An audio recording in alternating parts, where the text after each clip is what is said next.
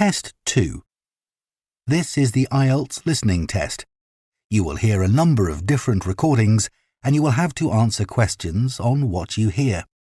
There will be time for you to read the instructions and questions and you will have a chance to check your work. All the recordings will be played once only. The test is in 4 parts. At the end of the test, you will be given 10 minutes to transfer your answers to the answer sheet. Now turn to Part 1.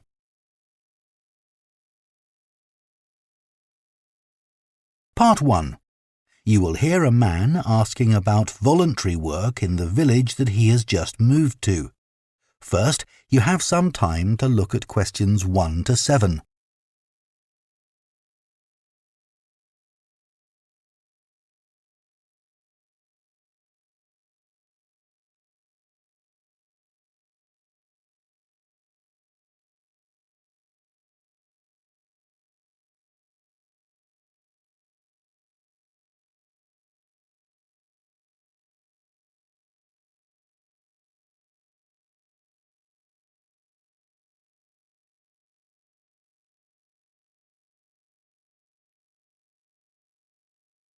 Now listen carefully and answer questions 1 to 7. Hello, Jane Fairbanks speaking. Oh, good morning. My name's Frank Pritchard. I've just retired and moved to Southo. I'd like to become a volunteer, and I gather you coordinate voluntary work in the village? That's right. What sort of thing could I do? Well, we need help with the village library. We borrow books from the town library, and individuals also donate them. So one thing you could do is get involved in collecting them, if you've got a car, that is. Yes, that's no problem. The times are pretty flexible, so we can arrange it to suit you. Oh, another thing is the records that we keep of the books we're given, and those we borrow and need to return to the town library. It would be very useful to have another person to help keep them up to date. Right. I'm used to working on a computer. I presume they're computerized? Oh, yes. Is the library purpose-built? I haven't noticed it when I've walked around the village. No, we simply have the use of a room in the village hall. The West Room. It's on the left as you go in. Oh, I must go and have a look inside the hall. Yes, it's a nice building. Do you run a lunch club in the village for elderly people? I know a lot of places do. Yes, we have a very successful club. I could help with transport, if that's of any use. Oh, definitely. People come to the club from neighbouring villages, and we're always in need of more drivers. And does the club have groups that focus on a particular hobby too? I could get involved in 1 or 2, particularly if there are any art groups. Excellent. I'll find out where we need help and get back to you. Fine. What about help for individual residents? Do you arrange that at all? Yes, we do it as a one-off. Oh, in fact, there's Mrs. Carroll. She needs a lift to the hospital next week, and we're struggling to find someone. When's her appointment? On Tuesday. It would take the whole morning. I could do that? Oh, that would be great. Thank you. And also next week, we're arranging to have some work done to Mr. Salisbury's house before he moves, as he isn't healthy enough to do it himself. We've got some people to decorate his kitchen, but if you could do some weeding in his garden, that would be wonderful. OK, I'd enjoy that. And presumably the day and time are flexible? Oh, yes. Just say when would suit you best and we'll let Mr. Salisbury know. Good. Before you hear the rest of the conversation, you have some time to look at questions 8 to 10.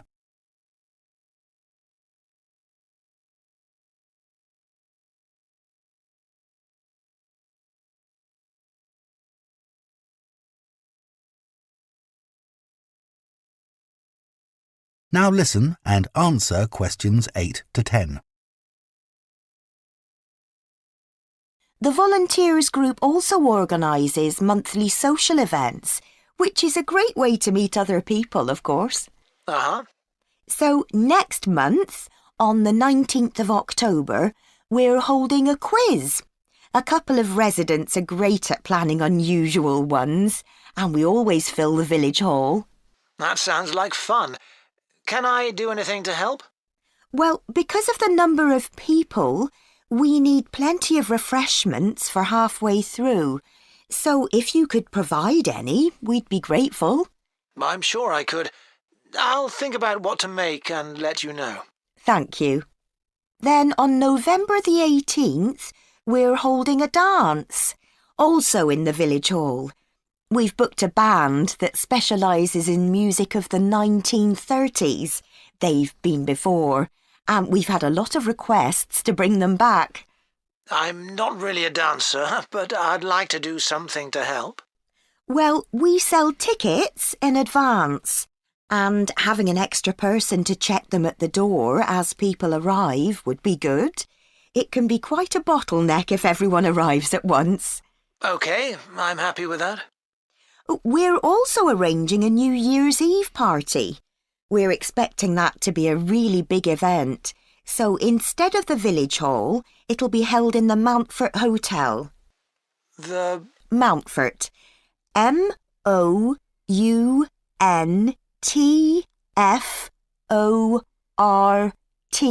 Hotel. It isn't in Southo itself, but it's only a couple of miles away. The hotel will be providing dinner, and we've booked a band. The one thing we haven't got yet is a poster. That isn't something you could do by any chance, is it? Well, actually, yes. Before I retired, I was a graphic designer, so that's right up my street. Oh, perfect. I'll give you the details, and then perhaps you could send me a draft? Of course. That is the end of Part 1.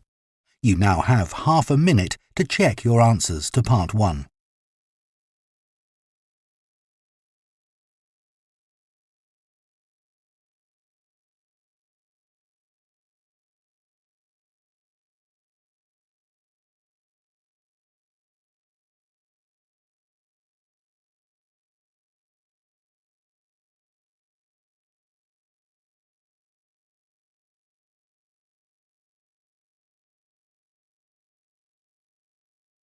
Part 2. You will hear a guide at a tourist attraction called Oniton Hall talking to a group of visitors. First, you have some time to look at questions 11 to 14.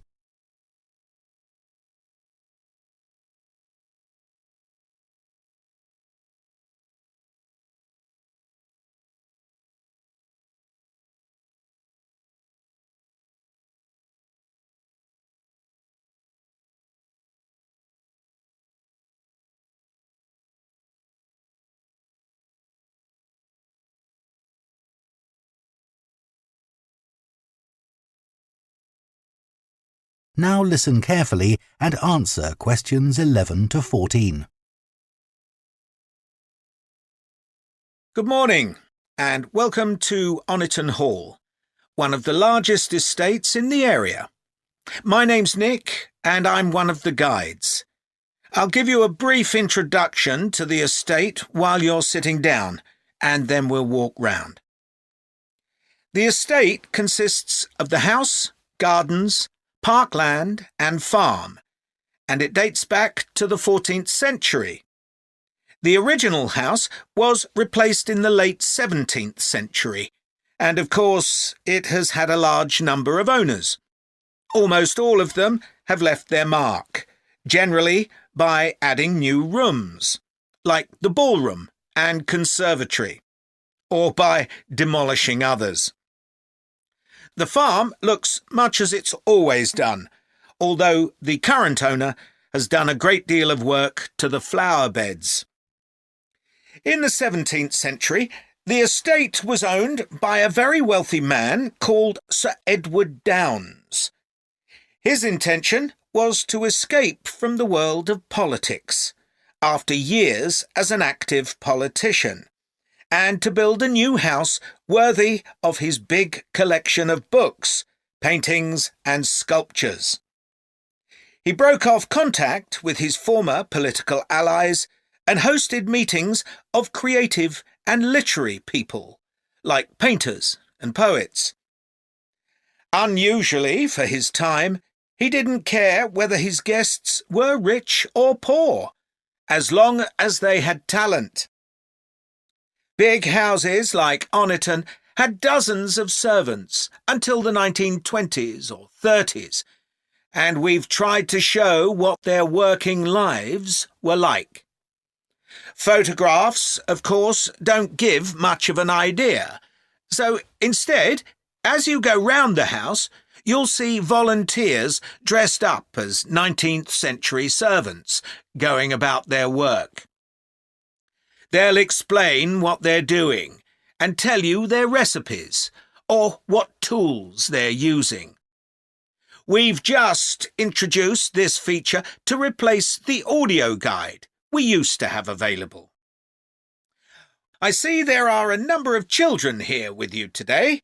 Well, we have several activities specially for children, like dressing up in the sorts of clothes that children wore in the past. And as it's a fine day, some of you will probably want to play in the adventure playground. Our latest addition is child-sized tractors that you can drive around the grounds. Before you hear the rest of the talk, you have some time to look at questions 15 to 20.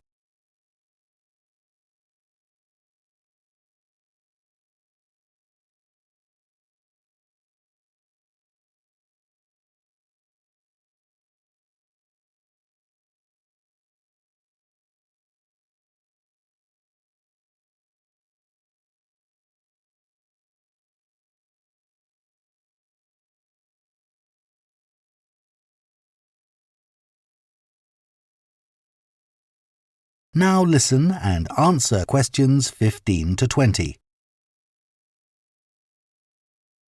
We'll also be going into the farm that's part of the estate, where there's plenty to do.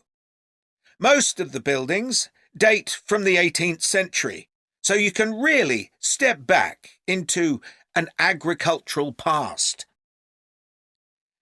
Until recently, the dairy was where milk from the cows was turned into cheese. It's now the place to go for lunch, or afternoon tea, or just a cup of coffee and a slice of homemade cake. The big stone building that dominates the farm is the large barn, and in here is our collection of agricultural tools. These were used in the past to plough the earth, sow seeds, make gates, and much more. There's a small barn, also made of stone, where you can groom the donkeys and horses to keep their coats clean. They really seem to enjoy having it done, and children love grooming them. The horses no longer live in the stables, which instead is the place to go to buy gifts, books, our own jams and pickles, and clothes and blankets made of wool from our sheep. Outside the shed, which is the only brick building, you can climb into a horse-drawn carriage for a lovely, relaxing tour of the park and farm. The carriages are well over 100 years old. And finally, the parkland, which was laid out in the 18th century with a lake and trees that are now well established. You'll see types of cattle and sheep that are hardly ever found on farms these days. We're helping to preserve them, to stop their numbers falling further. OK, well, if you'd like to come with me, we will start. That is the end of part 2. You now have half a minute to check your answers to part 2.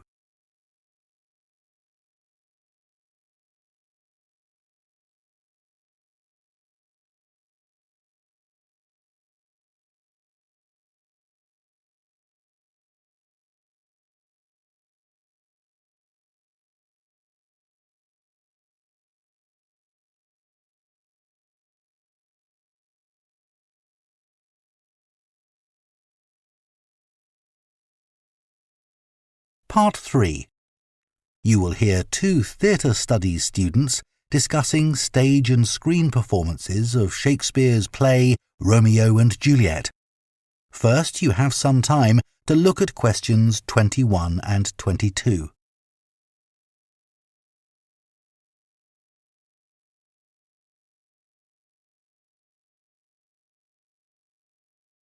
Now listen carefully and answer questions 21 and 22.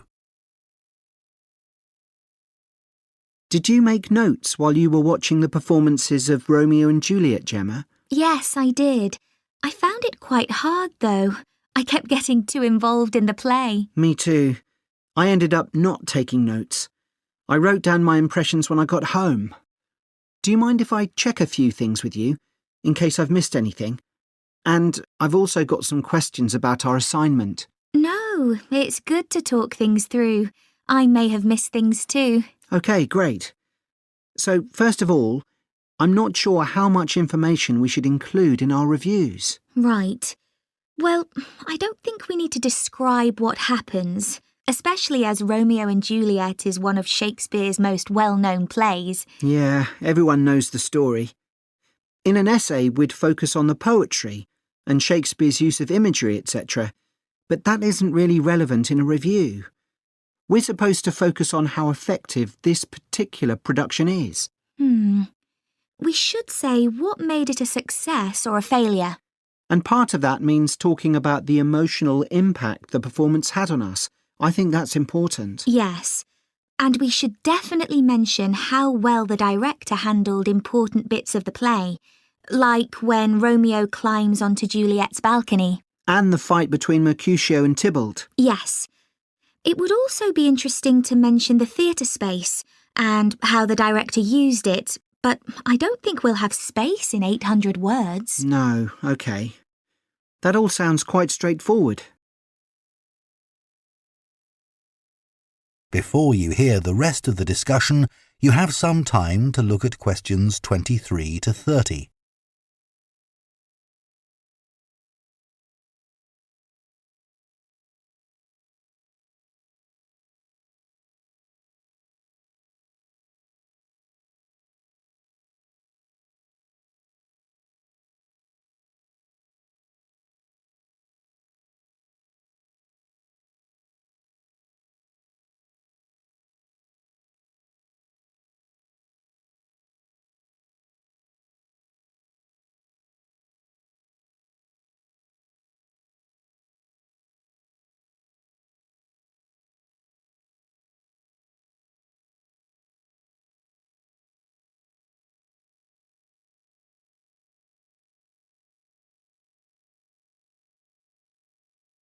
Now listen and answer questions 23 to 30. So, what about the Emporium Theatre's production of the play? I thought some things worked really well, but there were some problems too. Yeah. What about the set, for example? I think it was visually really stunning. I'd say that was probably the most memorable thing about this production. You're right. The set design was really amazing. But actually, I have seen similar ideas used in other productions. What about the lighting? Some of the scenes were so dimly lit it was quite hard to see. I didn't dislike it. It helped to change the mood of the quieter scenes. That's a good point. What did you think of the costumes? I was a bit surprised by the contemporary dress, I must say. Yeah, I think it worked well, but I'd assumed it would be more conventional. Me too. I liked the music at the beginning, and I thought the musicians were brilliant, but I thought they were wasted because the music didn't have much impact in Acts 2 and 3. Yes, that was a shame. One problem with this production was that the actors didn't deliver the lines that well. They were speaking too fast. It was a problem, I agree. But I thought it was because they weren't speaking loudly enough, especially at key points in the play. I actually didn't have a problem with that. It's been an interesting experience watching different versions of Romeo and Juliet, hasn't it? Definitely. It's made me realise how relevant the play still is. Right. I mean, a lot's changed since Shakespeare's time, but in many ways nothing's changed. There are always disagreements and tension between teenagers and their parents. Yes, that's something all young people can relate to, more than the violence and the extreme emotions in the play. How did you find watching it in translation? Really interesting. I expected to find it more challenging, but I could follow the story pretty well. I stopped worrying about not being able to understand all the words and focused on the actors' expressions. The ending was pretty powerful. Yes, that somehow intensified the emotion for me. Did you know Shakespeare's been translated into more languages than any other writer? What's the reason for his international appeal, do you think? I was reading that it's because his plays are about basic themes that people everywhere are familiar with. Yeah, and they can also be understood on different levels. The characters have such depth. Right, which allows directors to experiment and find new angles. That's really important because... That is the end of part 3. You now have half a minute to check your answers to part 3.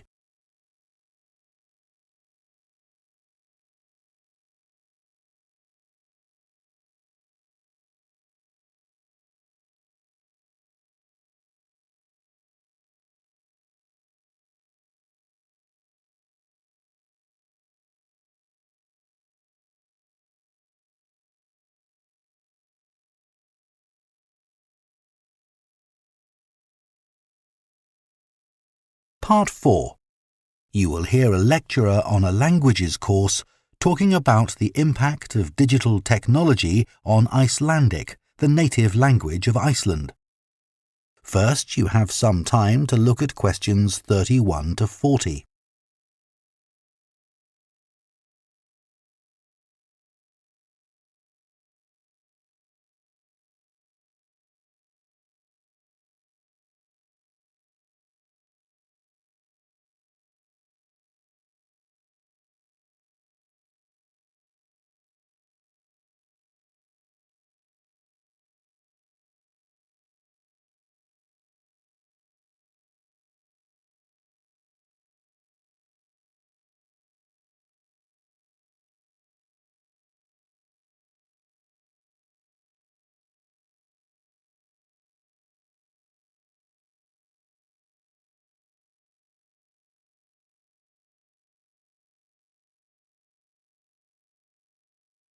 Now listen carefully and answer questions 31 to 40.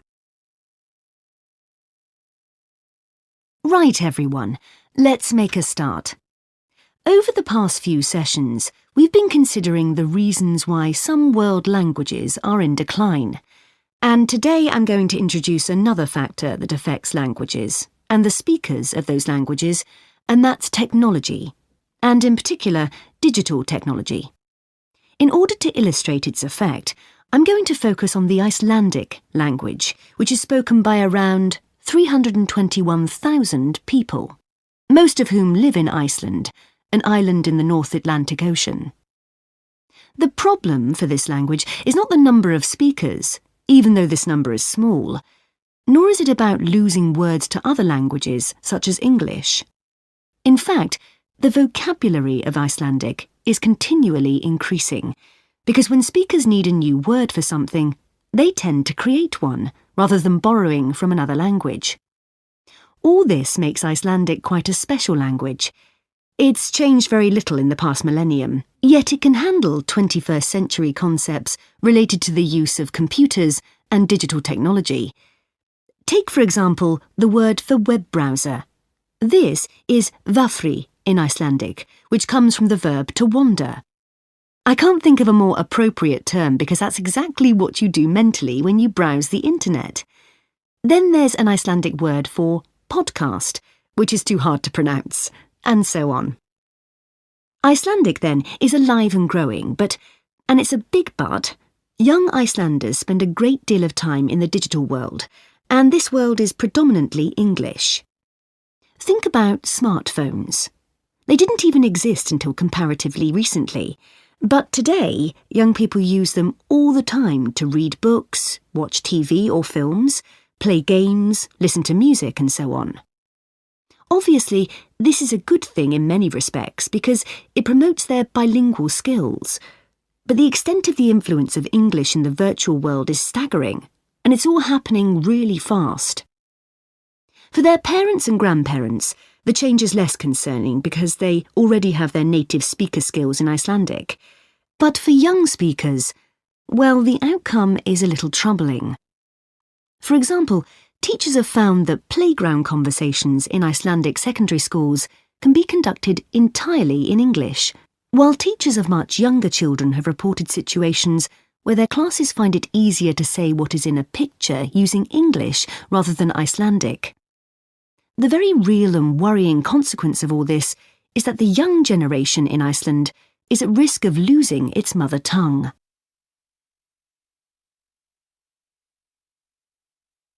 Of course, this is happening to other European languages too. But while internet companies might be willing to offer, say, French options in their systems, it's much harder for them to justify the expense of doing the same for a language that has a population the size of a French town, such as Nice. The other drawback of Icelandic is the grammar, which is significantly more complex than in most languages. At the moment, the tech giants are simply not interested in tackling this. So, what is the Icelandic government doing about this? Well, large sums of money are being allocated to a language technology fund that it is hoped will lead to the development of Icelandic-sourced apps and other social media and digital systems. But clearly this is going to be an uphill struggle. On the positive side, they know that Icelandic is still the official language of education and government. It has survived for well over 1,000 years, and the experts predict that its future in this nation-state is sound and will continue to be so. However, there's no doubt that it's becoming an inevitable second choice in young people's lives. This raises important questions. When you consider how much of the past is tied up in a language, will young Icelanders lose their sense of their own identity? Another issue that concerns the government of Iceland is this. If children are learning 2 languages through different routes, neither of which they are fully fluent in, will they be able to express themselves properly? That is the end of Part 4. You now have 1 minute to check your answers to Part 4.